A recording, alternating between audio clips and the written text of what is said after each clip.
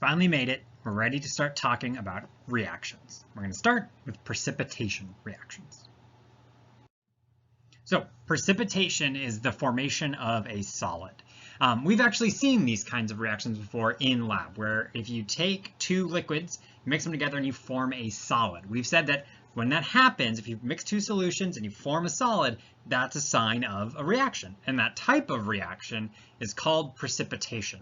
You start with two homogeneous solutions, two homogeneous mixtures, two solutions. For example, in this case, we have barium nitrate and potassium chromate.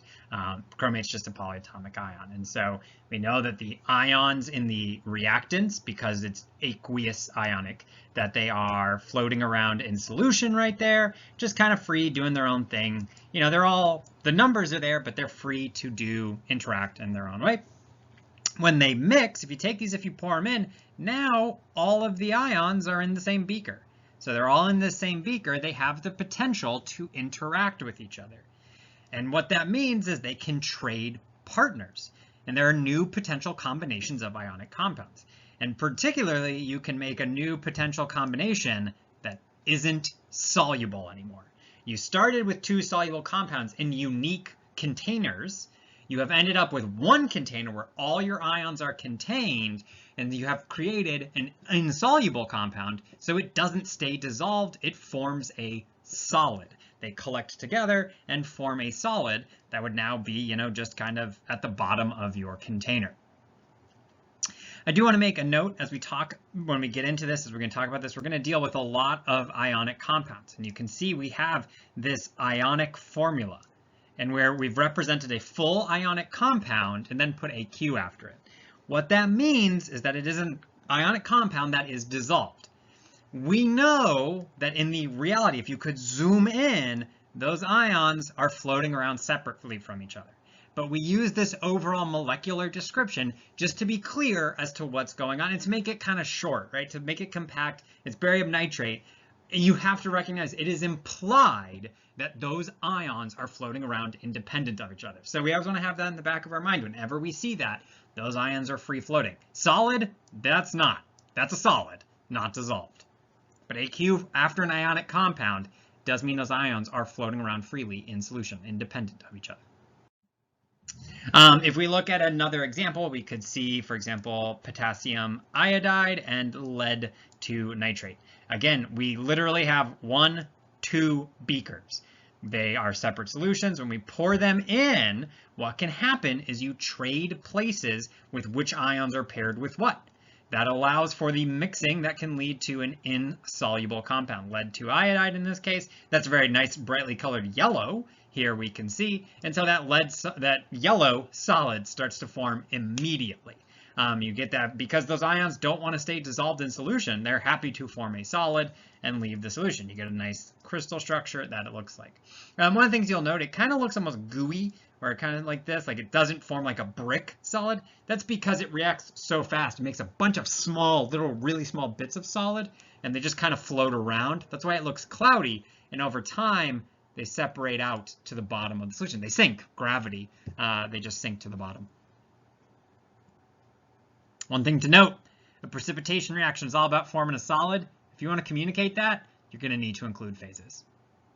This is combustion reactions. We could get away with dropping our solids. You can't here. You need to show that solid to show what happened. What was the precipitate? What was the precipitate? What is the solid that formed? It's lead to iodide in this case. So the important thing about these precipitation reactions is they follow that double displacement reaction pattern that we talked about. You have the ions, and all that happens is you trade partners. So barium was paired with nitrate, then potassium was paired with the chromate. They just trade. So the barium and the chromate are coming together. When you mix ionic solutions, really that's the main thing that can happen is swap. We know that barium can't be paired with potassium. That wouldn't work because those are both cations. So barium's already paired with this nitrate. The only possibility is it swaps and pairs with the other anion, which is chromate in this case. At the same time, the other pair, potassium and the nitrate, start to pair up, right? That's the only real possibility of a new compound. So you can do this double displacement pattern. Same thing happens at the potassium iodide and lead 2 nitrate. The potassium and the nitrate can pair up, and then the lead-2 and the iodide can also pair up. It is all about swapping partners. That is the double displacement pattern. Importantly, ions aren't changing identity, only swapping. Let's look at an example. Write an equation with phases for the reaction between barium chlorate, which is BaClO3, 2, and lithium phosphate, Li3PO4. Both are aqueous. All right, so we want a chemical equation. We've seen this before. We know that means we want reactants and we want products. Well, what are my reactants? Well, it's going to be the BaClO3, 2 and the lithium phosphate. I'm explicitly told that I am doing a reaction of those things. So what are the products? So what I want to do here is I want to recognize that these are ionic compounds. Barium and lithium are both metals. They're paired with polyatomic ions here. And so this is going to be a double displacement reaction. When I have a double displacement, that means I swap my ions. So I need to recognize what are the ions that are contained in here, and then how can they swap. I do the cation with the other anion, and I swap between the two. And then I form products from those pairs, which I can do using the crossover method that we talked about previously for determining the formulas of ionic compounds. After that, I want to balance, and I need to add my phases. When I'm dealing with phases, I know that in general, I'm given them for my reactants here. They're both aqueous. For the products, determining the phases is based around solubility.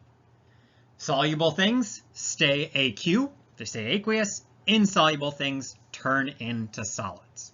So that's the setup. Let's actually work it out, see how it goes. All right, so we want this equation when we're reacting barium chlorate and lithium phosphate. So we know if we want an equation, follow our format, we want reactants and products. So we're given our reactants. We don't need to overcomplicate it. Barium chlorate plus lithium phosphate. Okay, so we've already talked about this, but when we see this, if we were just shown this and we want the products, what we want to key in on is that this is ionic. This is ionic. Because they are both ionic compounds, the reactivity pattern is going to be double displacement. Or what you're going to do is you have cation-anion pair, cation-anion pair, and you're just going to swap them. Okay, whatever. And so the barium is a cation. It has to go with the other anion. You don't do cation-cation, you do cation-anion. So the barium goes with the phosphate, and the lithium is going to go with the chlorate. Okay, so this is why we want to be able, we'd spent all that time previously talking about identifying ions in your substance. So we know we have Ba2 plus is going to go with PO4 3 minus, and Li plus is going to go with ClO3 minus. And so we can do, you know, our crossover method that we've used previously to go from the ions to figuring out the formulas. And this, let's switch back to Ba gets the 3, that's on the phosphate charge. The phosphate is a polyatomic, so that charge becomes a subscript. The 1 and the 1, ClO3. And so by identifying what the ions are in our reactants, knowing that we follow a double displacement, we can go ahead and say that our products are going to be Ba3, PO4 2, plus LiClO3. I left a lot of space there. Maybe you can figure out why. Guess why. We'll see how it fills up. So barium phosphate and lithium chlorate are what we're going to make. So this, if we got here, I saw a couple of this. This is good. If you can get Even if you don't get the subscripts right, if you just know barium goes with phosphate and lithium goes with chlorate, if you didn't include the 3 and the 2, you're still on the right track because you're getting the double displacement pattern. So recognizing we need to do double displacement, making them. Then adding the subscripts, getting the right ionic compounds, good next step. So this right here, though, is not quite complete. There's a couple things we're missing. One, we were told we needed phases. So in order to figure out phases in this world of ionic of reactions, we're dealing with ionic compounds, we return to our solubility rules. There are 2 possible phases, aqueous or solid. Basically the deciding factor is, are these things soluble or not? So barium and phosphate, is that going to be a soluble compound? Lithium and chlorine, is that going to be soluble? We know that these are aqueous because we were told they were aqueous. You could figure it out. Sometimes you would need to figure it out. Generally, for these sorts of precipitation reactions, ionic plus ionic, everything's going to start aqueous, and then you're going to end potentially with something that's not aqueous. So barium phosphate, we have Ba2 plus, PO4 3-. Barium doesn't have any special rules associated with it. Phosphate is where the rule kicks in, rule 6. Compounds with a 2- or 3- anion. So if we look for our phases, we have that 3- right there. And so that makes barium phosphate is insoluble. And so because it's insoluble, the phase is solid. This is aqueous chemistry. It's happening in water. Barium phosphate isn't going to dissolve, so it stays solid. It does not dissolve. Lithium chlorate then, lithium, that's group 1A. So when we see the lithium right here, that is going to be soluble. So lithium chlorate gets AQ. So we were explicitly asked for phases, aqueous, aqueous, solid, aqueous.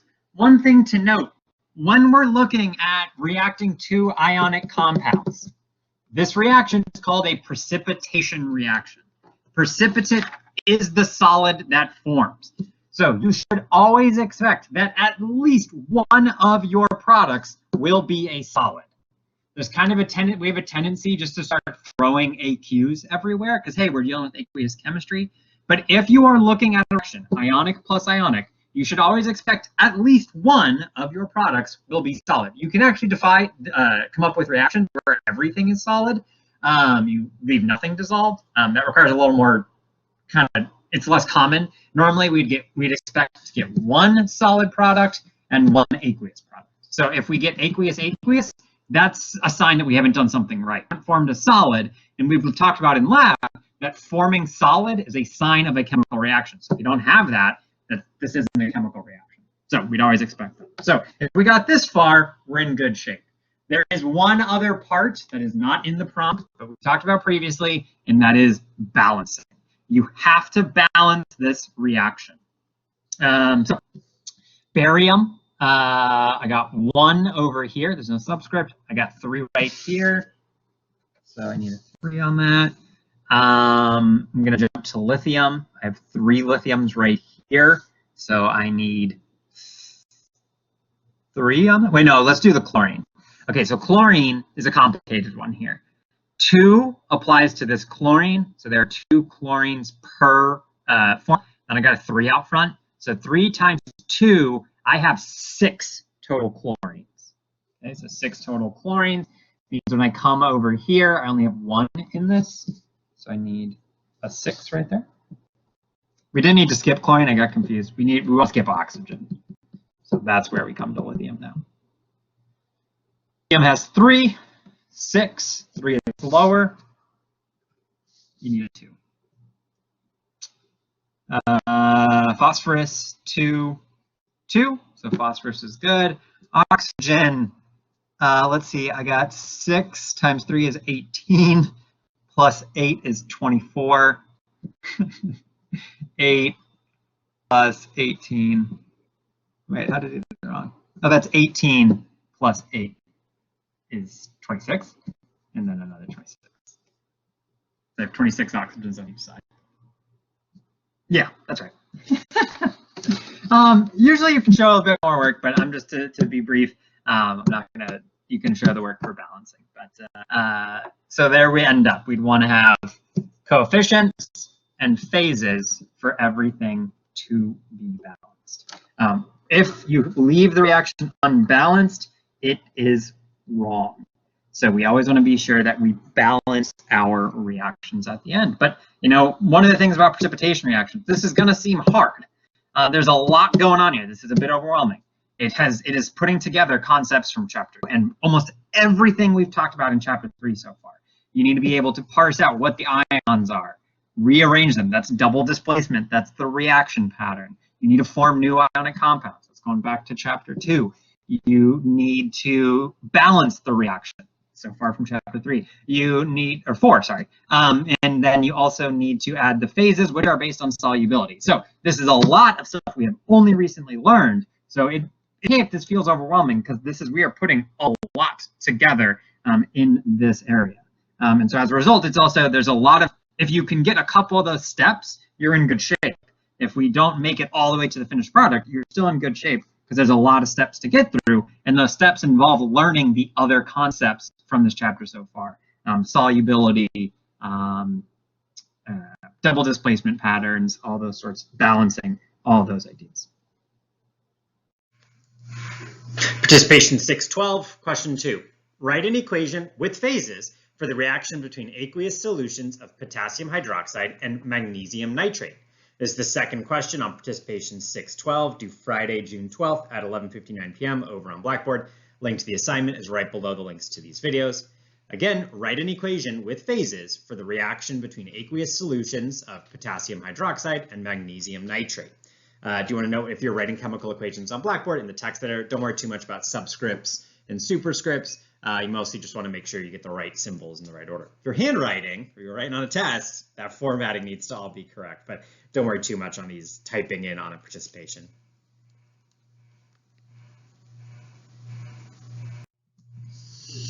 Okay, another question for participation 612, continuing on talking about chemical reactions. See you in the next video.